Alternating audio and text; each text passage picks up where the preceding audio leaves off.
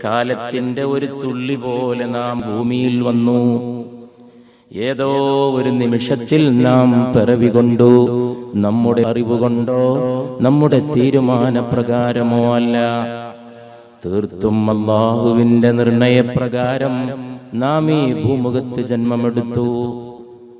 അല്ലാഹുവിന്റെ നിശ്ചയപ്രകാരം ഏതോ ഒരു പ്രദേശത്ത് ഏതോ മാതാപിതാക്കളുടെ സന്തതിയായി നാം ഈ ഭൂമുഖത്ത് ഭൂജാതരായി വന്നിരിക്കുകയാണ്.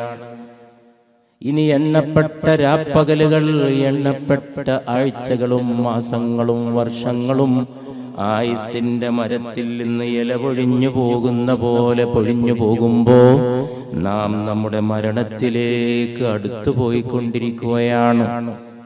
അതിനിടയിൽ ജീവിതത്തെ നന്നാക്കണം, ജീവിതത്തെ സംസ്കരിക്കണം, ശുദ്ധീകരിക്കണം.